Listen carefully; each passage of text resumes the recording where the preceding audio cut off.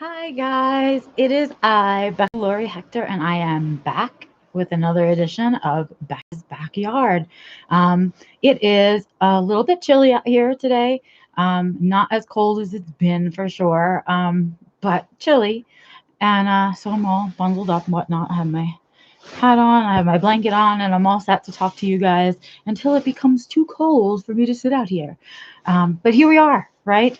Um, this week, what could we talk about this week? I've been doing some thinking about it because I had a couple of off days in between, and I don't know what was I going to talk about because not too much has gone on really.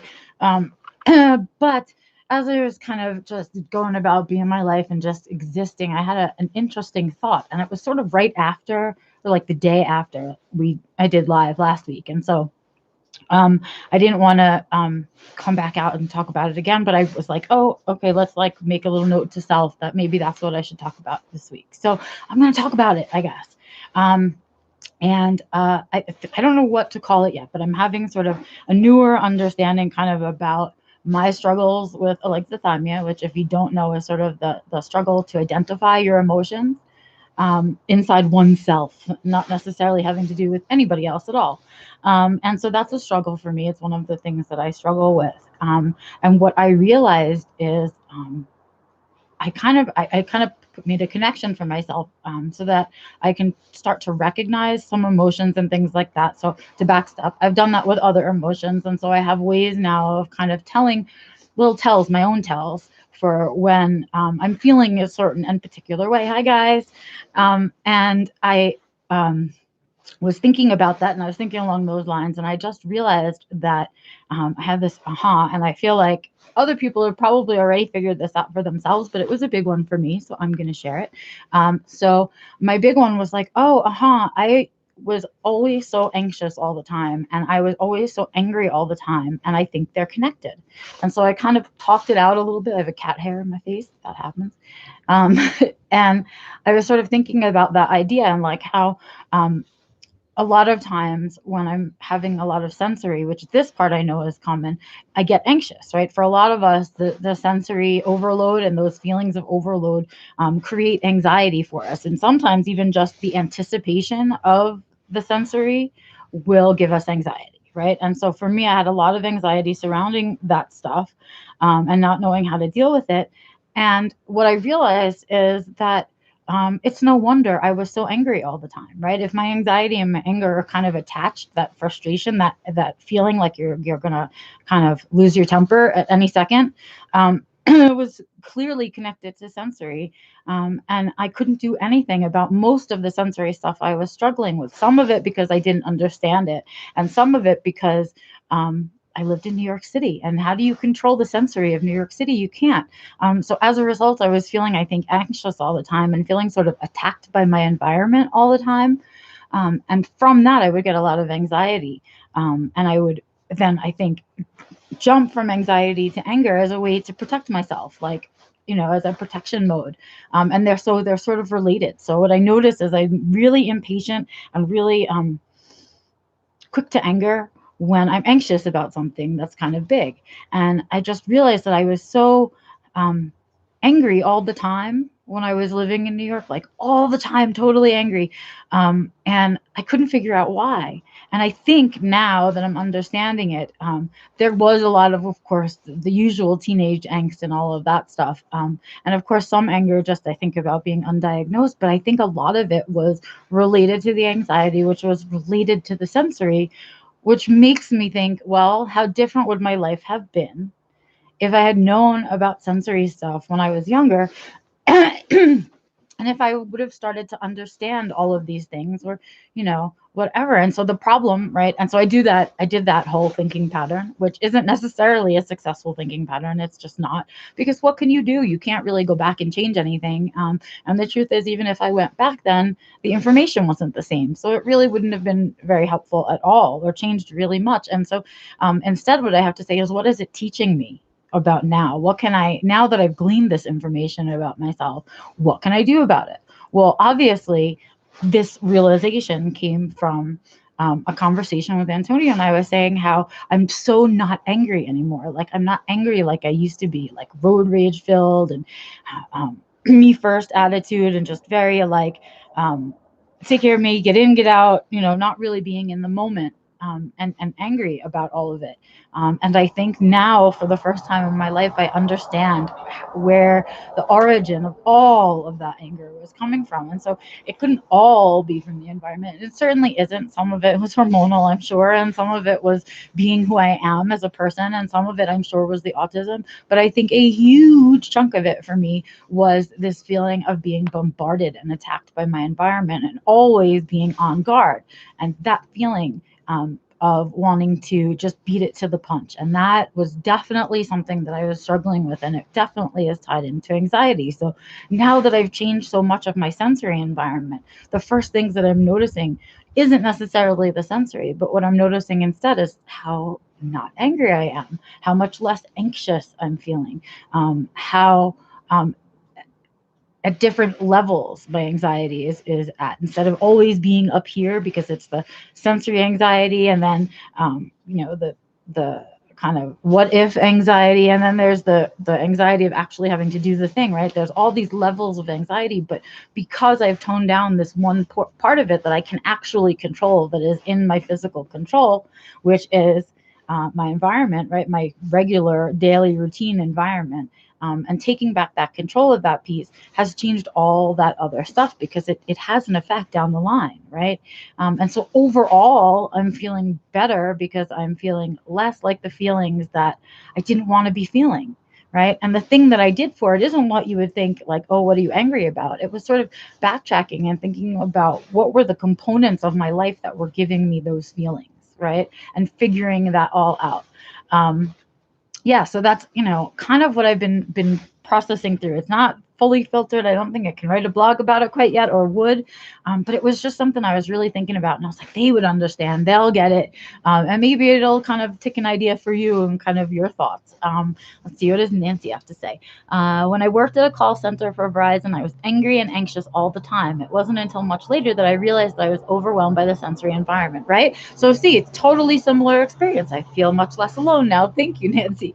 But yeah, and there were other jobs that I had too, that were, when I was working the jobs that were really like that, like a call center or someplace where you had a lot of customer service to do, and there was a lot of background noise, but you still had to be nice in the front. And that stuff was very, I would be very complicated, and I would be anxious also, and that would make me angry and resentful about the world, I think.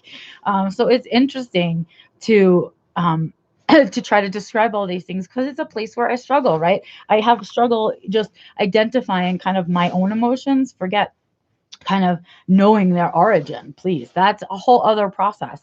And it takes time, and it takes energy, and it takes the desire to figure that out, to stop the cycles, right? Because that's really all I want to do, is just stop the cycles. I've spent a lot of my life, and maybe this part will feel familiar to you too, but my life has always felt like a roller coaster. Like everything would be good, good, good, good, good, and then it would just crash, and then I'd have to climb out of that hole, and then I'd get up there and it'd be okay, and then I'd crash. And so what I'm looking for is more of a flat surface. I want more gray, less black and white, more kind of that middle ground, because I think having to do less of that up and down will create an overall more successful effect. And so that's kind of the chase that I'm on. And so in order to do that, I really have to start to look at my emotions, begin to start to think about whether I can identify them, and if possible, identify the triggers, right? So that I understand when I'm in a situation that I might need to pay a little more attention to. Um, yes, I do. Nancy has trouble also putting her feelings into words. I do as well. Hi, Abby. And Joe, I've never made the connections. This is great. I'm still very angry, but I used to be a lot worse, right? Me too. So I was so angry all the time, Joe, like all the time. I was the epitome of an angry New Yorker, angry in the car, angry in the subway, angry at work, angry at home, angry about everything, but without any real source of the anger. And now I'm thinking so much that it must have been based in this anxiety and based in this feeling of being kind of bombarded by the outside world. And like none of that was in my control, because of course back then I had no idea I had any control over it at all, really, other than maybe at home, which is why home became the safe place and the only place I really ever wanted to be. And so it's an interesting journey to kind of peel this apart with you guys, just so that you know that I'm doing the same work that you're doing on yourselves out there. I'm still peeling apart the layers, and it's 7 years post diagnosis, almost 8. It'll be 8 in April, May rather. It'll be 8 in May. And so uh, it's a long time, but I'm still processing through it. And I think I've reached a point where I've told you guys a bunch that I'm like processing through the trauma piece now. Like, I'm really interested in working on the trauma piece for myself, understanding the role that it plays for many of us who have received late in life diagnosis. I really need to understand it. I want to understand how the autistic brain, what the autistic brain views as trauma, and how the autistic brain processes that trauma, right? So I'm like, yeah, I'm in there wanting to figure all of that out, because that's kind of where I'm at in my personal journey. So that's the part you guys are coming in on, right? You missed all the beginning stuff when I was first saying yes, and I was first changing my input, and I was doing all the stuff that I'm now 100% positive works. Truck. They're all struggling to get up the hill still, by the way. We still have icicles and everything. But it's melted enough now that we have ground in places, so that's good. It's just chilly. But that is a tow truck that just went by. So yeah, I feel like, it's important that you know that the journey continues, and if you want to be an ever evolving, ever growing human being, right, attempting at least to be the best that you can be and live the best life that you can lead, you kind of have to know what choices are available to you and what choices you can make that you may not have paid attention to, and what things are in your control to change that you may think, nah, it's not in my control, but I bet you it is, because it is. It all is. But it's a big bite to take to imagine that. Yep, just as she's feeling misunderstood and unvalidated, which makes her angry. Absolutely, I think we do all have that latent feeling of just being misunderstood. You can't instantly make that go away, right? No matter what, even if the diagnosis helps and finding our community helps, but you can't just like erase years and years of anger, let alone years and years of brain connections that your brain made between certain experiences and certain ways that you may end up feeling. And so you have to undo all that, and it's certainly not easy. It's kind of a struggly thing to go through. So I wanted you to know that as you guys are in different parts of your journey of peeling back the layers post diagnosis, or maybe waiting for your diagnosis still, but kind of just in those first steps into the autism community of understanding that it's a place where you may belong, or you're 8 years into it. Look, when 8 years ago, when I first started, nobody was talking about the stuff that I'm talking to you about right now. Nobody was talking about quality of life stuff. Nobody was talking about making choices. Nobody was kind of discussing that we were really valuable human beings. It was still just that we could be better, was really what it was. But having a diagnosis helped, right? And so yeah, I think it's an important piece to kind of understand that, even when you're doing kind of, oh, I don't know, I just got a weird reminder on my computer and now I can't see you. Okay. So yeah, I just think it's important that you guys know I remember what it was like in the beginning, and first starting to unfold it, and how overwhelming that wave of information was. But you guys have to understand, I did all of that work too. I worked really hard with a lot of therapy for 6 years solid. Really just needing to understand all of it and myself, and re-engage with my internal dialogue, re-engage with what my body's needs are, re-engage with all of it, because I had learned from the world to turn it off because I was feeling misunderstood and unvalidated, right? So yeah, I mean, it's really it's an interesting journey, and we all take it in a different way, but we all kind of hit the same marks, which is why it's really great to be able to share like what I've been through with you guys, and also kind of what I'm going through now, so you maybe can know what to expect. I don't know. We'll see. But that was my big thought. That was my big thought for this week, and what to talk about in terms of growth and evolution on a personal sense, or personal development. And that's where I'm at. I'm understanding that stuff. And anger is a big one for me. It's the emotion that I go to the fastest. It's the emotion that I recognize the most. And so it's easy, and that's scary, right? It scares me. I don't want to be angry like that anymore, and it scares me that it's so easy for me to be angry. And so I'm working on that piece. Nancy shouting out, yes, therapy is helping me. Therapy helped me so much, but it wasn't the therapy. It was the combination of the correct diagnosis, the right therapist who knew how to work with that diagnosis, and my willingness to participate, right? Because I think I didn't have that combination of those three things at any other point in my life. And I have to say that there are parts when I was absolutely unwilling to engage because of trust issues with prior therapists, with misdiagnosis, whatever it may be, with feeling unvalidated and misunderstood. And so it was work for me too to say, I'm going to trust this person. I'm going to start again. I'm going to really work at it. Right. And so I had to be willing to do the work. And that was a big part of it. So yeah, I gave in. I gave into the therapy. I found the right therapist. I got the right diagnosis. And that combination of things was essential to this journey. So essential to finding out who I wanted to be, to building a life I didn't need a vacation from, for admitting that the things that I wanted and needed my whole life were valid and real, and I could have them. I could make it happen. Yeah, right. So much shitty therapy, really shitty therapy I've had in my life. Like so many bad things have happened in a situation where you're most vulnerable. It's a really terrible experience to have. So I don't wish that on anyone. But for those of you who get a late diagnosis, you probably already had it. And so just know you're not alone. Know that we all have it, and it's a choice to stay with a therapist. It's not, you're not required to stay with that therapist. You can fire them and hire them just like you would fire and hire anybody else. So if you're feeling unsatisfied, please don't stay with someone. Make sure you do your growth and your time in and all of that stuff.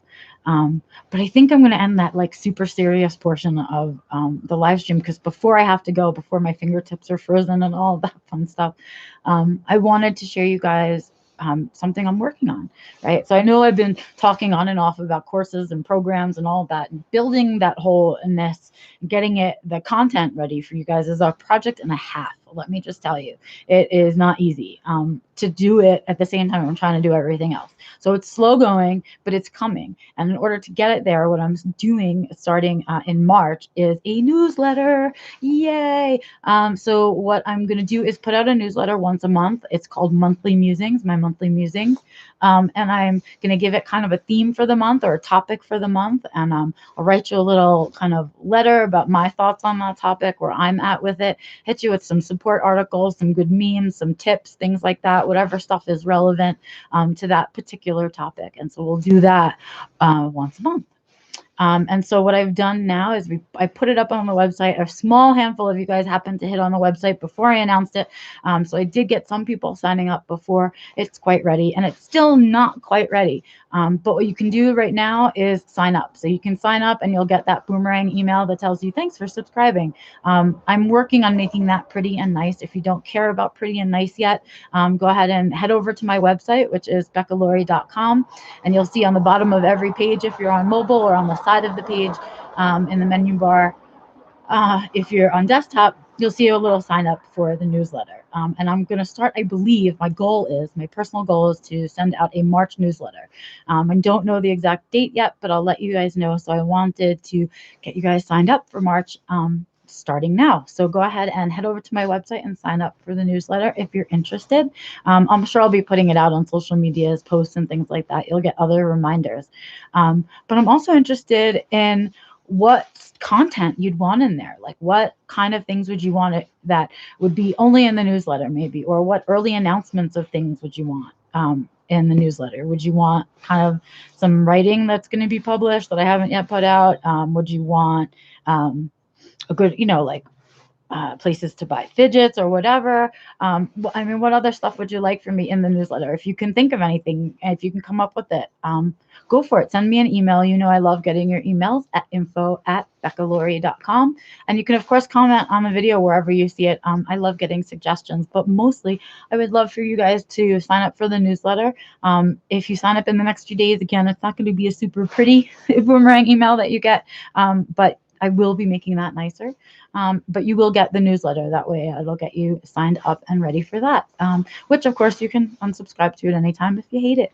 But it's all about trying new stuff, right? I do loads of stuff, Joe. I do I do a lot of stuff, but I like to try new things. And that's new. That's part of that saying yes phenomenon, is that I like to try new things now. And it's scary and it's a big risk. And I'm in fact thinking that trying new things might be my theme for the first newsletter, because it is a new thing. Doing my own newsletter of just my stuff and my content, and hoping that people care enough or are interested enough in what I'm doing to sign up for it. So it's a big risk, and I think that's something that as autistics we struggle with too. And so I think that's going to be kind of risk taking or trying new things. That's going to be kind of the theme for the first newsletter, because I think it's something that we can't tackle alone. It's just not something that you need to do a lot of thinking about it, and you need to really get a lot of advice and some good input on it. So I hope the newsletter will be successful, and then coming from that will be coming the courses and all of that stuff, as I'm building them along the way. Yay!